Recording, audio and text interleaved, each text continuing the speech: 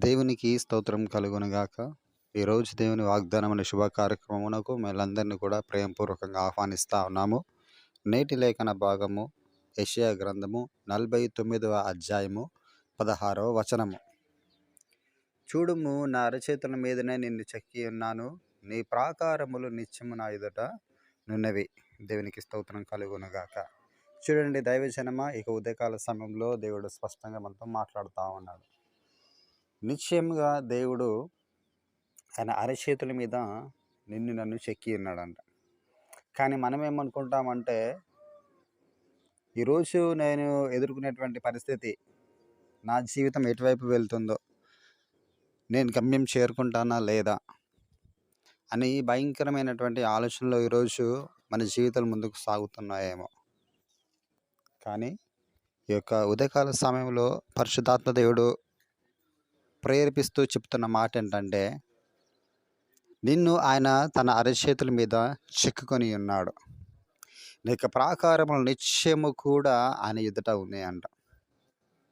దైవజనమ, మా పరిశుద్ధ గ్రంథంలో చక్కని మాట సెలవిస్తూ ఉంటుంది.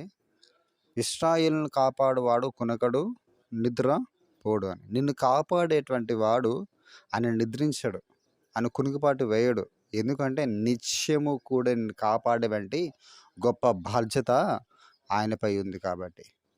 చూడండి దైవజనమ, ఒక మంచి శిల్పకారుడు తన కష్టం మొత్తం కూడా కూడగొట్టుకొని, తన జ్ఞానమంతా కూడా కూడబెట్టుకొని ఒక మంచి శిల్పమును తాను తయారు చేసిన తర్వాత ఆయన ప్రాణం మొత్తము కూడా ఆ శిల్పం పైనే ఉంటుంది. దాన్ని ఏ రీతిగా కాపాడాలి, దానికి ఏ రీతిగా ఒక అందమైనటువంటి ఆకర్షణీయమైనటువంటి ఒక స్థాయిలోకి దాన్ని తీసుకుని వెళ్ళాలి, ఎత్తైన స్థితిలోకి దాన్ని తీసుకుని వెళ్ళాలని నిత్యము కూడా దాన్ని కాపాడుకుంటూ, దానిపై ఆలోచనలు చేస్తూ, నిద్ర లేకుండా తాను ప్రయాసపడతా ఉంటాడు. అంటే కేవలం ఒక మానవుడే తన కష్టము చేత చేయబడినట్టుగా శిల్పం కొరకు అంత ప్రయాసపడితే, అంత కష్టపడితే, మరి తన ప్రాణం పెట్టి నిన్ను నన్ను కొన్న మరి మన దేవుడు ఎంతగా ప్రయాసపడతాడు. నీకు జీవితంని సరిదిద్దుటకు, నీకు జీవితంని ఒక ఉన్నతమైన స్థాయికి తీసుకొని రావటకు, నీకు జీవితంలో ఒక మంచి పెనుమార్పులు తీసుకొని రావడానికి ఆయన ఎంత కృషి చేస్తాడు. ఒకసారి ఆలోచన చేద్దాం ప్రేయస్ దైవజనమా. మనం ఒక మంచి రూపులోకి రావాలి అంటే దానికి కొంచెం ప్రయాస అవసరము. ఎంత మంచి డిజైన్లోకి రావాలంటే అంత కొంచెం ప్రయాసం అనుకుంటుంది. కానీ ఆ ప్రయాస వెనకాల అద్భుతమైనటువంటి ఆశీర్వాదం నీ కొరకు నా కొరకు దాగబడి ఉంది. దైవజనమా, ఒక్క మాట మనం జ్ఞాపకం చేసుకుందాం. బంగారం విషయంలో కావచ్చు, ఒక డిజైన్ అది రావాలంటే చాలా ప్రయాసపడాలి. అది నలగొట్టబడాలి, సానబెట్టబడాలి, పుటములో వేయబడాలి, ద్రవంగా మార్చివేయబడాలి రూపు లేకుండగా. ఈరోజు నీ జీవితం కూడా రూపు లేకుండా అయిపోతుంది. ఏ రూపులోకి వస్తుందేమో తెలియని పరిస్థితులు ఉందేమో కావచ్చు నీ జీవితము. కానీ దేవుడు ఒక అందమైన రూపులోకి రావడానికి నేను ఒక ద్రవంలా మార్చేస్తున్నాడు దేవుడు. ఒక మంచి రూపు నీకు ఇవ్వడానికి. చూడు, నిశ్చయంగా చెప్తాను కదా, చూడుము నా అరచేతులు నిన్ను చెక్కి ఉన్నాను, నిత్యము నీకు ప్రాకారం నా ఎదుట. నీకే హాని కలగదు, నీకే నష్టం కలగదు. నువ్వు మంచి అభివృద్ధి చెందుతావు, నువ్వు దీవించబడతావు, నీకు మంచి పేరు ప్రఖ్యాతలు కలుగుతాయి, నీకున్నటువంటి అనారోగ్యం తొలగిపోతుంది, వ్యాధులు బాధలు తొలగించివేయబడతాయి, దీర్ఘకాలిక సమస్యలు తొలగించివేయబడతాయి, అసాధ్యమైన ప్రతి కార్యం కూడా నీకు జీవితంలో సాధ్యంగా మార్చివేయబడతాయి. ఎందుకంటే దేవుడు నిన్ను తన అరచేతులను చెక్కుకున్నాడు కాబట్టి. నిత్యము నీకు ప్రాకారం అని ఎదుట ఉన్నవి కాబట్టి నువ్వు దిగులు పడడానికి వీలు లేదమ్మా. ఎందుకు నువ్వు దిగులు పడతా ఉన్నావు? ఎందుకు నువ్వు అధైర్యపడతా ఉన్నావు? ప్రస్తుతం ఉన్న స్థితిగతులను బట్టి శిల్పకారుడు ఆ శిల్పం చెక్కుతూ ఉన్నప్పుడు అది మొదటగా అందవిహారంగా అవపడతా ఉంటుంది, రూపు రాకకు మునుపు. కానీ ఒక రూపులోకి వచ్చిన తర్వాత దాన్ని కీర్తించని వాళ్ళు ఎవరు లేరు, పొగడిన వారు ఏ ఒక్కరు కూడా లేరు. ఈరోజు నీ జీవితం కూడా ప్రభు చెక్కేటువంటి సమయంలో అందవిహారంగా ఉన్నదేమో, ఘనతాస్పదంగా లేదేమో, కన్నీరు తెచ్చే విధంగా ఉందేమో, నిందలు తెచ్చే విధంగా ఉందేమో, అవమానాలు తెచ్చే విధంగా ఉందేమో. కానీ ఆయన చెక్కడము తర్వాత ఆయన చెక్కిన తర్వాత మహిమగల స్వరూపంగా నువ్వు మార్చివేయబడతావు. ప్రతి ఒక్కరు కొనియాడబడే స్థితిలో నీ జీవితాలను నడిపిస్తాడు దేవుడు. అనంతటి పరాక్రమశాలి, అంతటి గొప్ప దేవుడు ఆయన. ప్రియ సహోదరి, ప్రియ సహోదరుడా, ఈరోజు నువ్వు ఏ పరిస్థితుల్లో నాకు తెలియదు కానీ పరిశుద్ధాత్మ దేవుని ప్రేరేపిస్తూ ఈ మాటలు బోధిస్తాను నీకు ఉదయకాల సమయంలో. నీ ప్రాకారం నిత్యం ఆయన ఎదుట ఉన్నవి. అది సంవత్సరం మొదలుకొని సంవత్సరాంతం వరకు ఆ కన్నులు నీపై ఉంటుంది. నీకు క్షేమము విస్తరింపజేస్తాడు దేవుడు నిశ్చయముగా. నీకు మేలు కలగజేస్తాడు విస్తరంగా. నీకు అభివృద్ధి కలగజేస్తాడు విస్తారముగా. మాటలు నమ్మి విశ్వాసపూర్తంగా మనం ముందుకు సాగుదాం.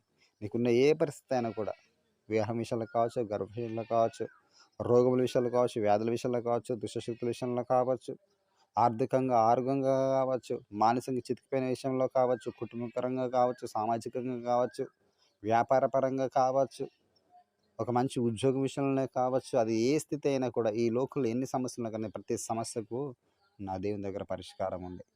ఆ పరిష్కరించే దేవుడు చెప్తా ఉన్నాడు, నిత్యం నీ యొక్క ప్రాకారం ఆయన ఎదుట ఉన్నాయని. ఆయన చెప్తా ఉన్నాడు, నిన్ను ఆయన చేతులు చెక్కుకున్నాడని. నీకు దిగులు వలదిగా నువ్వు మంచి ప్రొటెక్షన్లో ఉన్నావు. నీకు ఏ హాని కూడా రాదు, ఏ హాని కూడా రాదు. ఆయన చెక్కేటువంటి క్రమంలో కొన్ని సందర్భాలలో కొన్ని గాయములు అయితే, కానీ తుదకు మహాఘనత, మహాకీర్తి కలింపజేయబోతాడు. ఇది ప్రవచన వాక్కు. నమ్మితే మహిమగల కార్యములు మన జీవితంలో మనము చూడబోతా ఉన్నాము. చూసిన తర్వాత నిశ్చయంగా మీకు సాక్ష్యములను మాకు తెలియజేయండి. మీకు ప్రార్థన అవసరత కొరకు కూడా మా కాంటాక్ట్ నెంబర్ కాల్ చేసి మీ ప్రార్థన కోరవచ్చును. ప్రార్థన మనం ముందుకు సాగుదాము.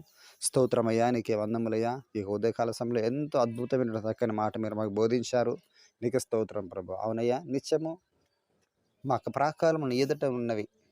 నువ్వు మమ్మల్ని అరచేతుల్లో చెక్కుకున్నావు అని మరోసారి గుర్తు చేసావయ్యా, నీకు స్తోత్రం. కానీ మేమైతే మాకున్న పరిస్థితులను బట్టి, కష్టములను బట్టి, ఉడుదురుగులను బట్టి ఇది మర్చిపోతా ఉన్నాము. కానీ నువ్వు ఎంత గొప్ప దేవుడు అంటే మరలా మమ్మల్ని జ్ఞాపకం చేసే దేవుడు. ఇంత మంచి ప్రేమమయ్యని మేము ఎక్కడ చూసి ఉండలేదయ్యా. ఇంత ప్రేమ గల దేవుడిని మేము ఎప్పుడు కనగలలేదు ప్రభు. నీకు వందములయ్యా. నువ్వు మాకు దేవుడిగా ఉన్నందుకు మేము ధన్యులంగా ఎంచబడుతున్నాం తండ్రి. నేను స్తుతిస్తూ గణపరుస్తున్నాం తండ్రి. ఇక వాగ్దాన ప్రభ మా అందరి జీవితంలో నెరవేర్పులను నడిపించండి. మేము నమ్ముతూ ముందు సాగుచుండగా నా ప్రభా, ఆ వాగ్దానంలో ప్రతి ఆశీర్వాదము మేమందరం పొందుకు సహాయం దయచేయండి. నీకు స్తోత్రం ప్రభువ. ఆర్థికంగా చితిపోయిన వారిని లేవనెత్తండి, దాన్ని బలపరచవలసిందిగా ప్రార్థిస్తున్న ప్రభువ. ఆరోగ్యంతో బాధపడుతున్న జ్ఞాపకం చేసుకుని విడిపించండి, బాగు చేయండి, స్వస్థతలు నడిపించండి. దుష్టశక్తులు పిడిపి వారందరూ విడిపించండి, బాగు చేయండి. అయ్యా, నీకు వందనం తెలియజేస్తున్నాను. అప్పులోకి మునిగిపోయిన వారు లేవనెత్తండి, బండపైన వారి పాదం స్థిరపరచవలసిందిగా ప్రార్థిస్తున్నాను. వివాహం కాని వారికి జ్ఞాపకం చేసుకుని మంచి వివాహ సంబంధాలు అనుగ్రహించండి. గర్భం లేని వారికి జ్ఞాపకం చేసుకుని గర్భం తరవలసిన ప్రార్థన చేసిన ప్రభునికి వందములు. గర్భంతో ఉన్న వారికి జ్ఞాపకం చేసుకుని సుఖ ప్రసవం అందించండి. అనేక స్తోత్రాలు తెలియజేస్తున్నాను తండ్రి. తండ్రి బిడ్డలు జ్ఞాపకం చేసుకుని తండ్రి చిన్న నుంచి ఎదుటికి సహాయం తెచ్చి నీకు వందములయ్యా. వృద్ధాప్యులను వారికి జ్ఞాపకం చేసుకుని భయంకర తప్పించండి. నీకు మాకు మంచి వాతావరణం ఇచ్చే ప్రభునికి స్తోత్రం తండ్రి. ఇంకా ప్రతి చోట్ల కూడా అతనికి మంచి వాతావరణం అనుగ్రహించి మీరే మహిమ పొందాల్సిందిగా ఆరోపిస్తున్న ప్రభునికి వందములయ్యా. రాబోతున్న మాసాల ప్రభుత్వం వాళ్ళ స్కూల్స్ రీఓపెన్ అయిపోవచ్చుండగా నా ప్రభా, వీళ్ళకి కావాల్సిన స్కూల్స్ విషయంలో ప్రభా మార్గం తెరవండి. హై స్కూల్కి వెళ్ళాలో బుక్స్ విషయంలో, బ్యాగ్స్ విషయంలో నా ప్రభా, పిల్లలు కావాల్సిన ప్రతి విషయమందు ప్రభా నీకు సహాయం పూర్తిగా అందించండి ప్రభా. సరైన పనులు తనే రాబోతున్నటువంటి మాసాల ప్రభా అందరికీ మీరు అనుగ్రహించండి. గొప్ప కార్యం మీరు జరిగించవలసిన ప్రార్థన చేసి ఇరు బర్త్డే మ్యారేజ్ ఎవరు జరుపుకుంటున్న ప్రభా అందరూ బ్లెస్ చేసి సంవత్సరాంతం వరకు నా ప్రభు దయాగ్రహులపై ఉంచి మహిమ పొందాల్సిందిగా ఆరోపిస్తూ ఇక పరిసరం ఎత్తిపట్టాల్సిందిగా ప్రార్థనలు చేస్తూ సర్వశక్తుడైనటువంటి యేసు పరిశుద్ధమైన నామంలో ప్రార్థిస్తూ అడిగి వేడుకొని నమ్ము పరమ తండ్రి, ఆమేన్. ఇక వాగ్దానం మీకు అందరికీ మేలుకరంగా ప్రయోజనకరంగా ఉన్నట్లయితే ఇక వాగ్దానం అనేకులకు షేర్ చేసే ప్రయత్నం చేయండి. ఈ వాగ్దానం వినుకుంటూనే మీరు లైక్ చేయడం ద్వారా ఇంకా అనేకులకు ఇది రీచ్ అవుతుంది కనుక లైక్ చేసే ప్రయత్నం చేయండి. తదుపరిగా మీకు ప్రార్థన అవసరాలు ఉంటే కాంటాక్ట్ నెంబర్, దానికి మీరు కాల్ చేసి ప్రార్థన అడగవచ్చు. లేదంటే కామెంట్ రూపకంగా మీ ప్రార్థన అవసరత తెలియజేయవచ్చు. మేము అనుదినం ఒక ప్రార్థనలో మిమ్మల్ని జ్ఞాపకం చేస్తూ మీ కొరకు ప్రార్థిస్తాము కనుక ఇక అవకాశం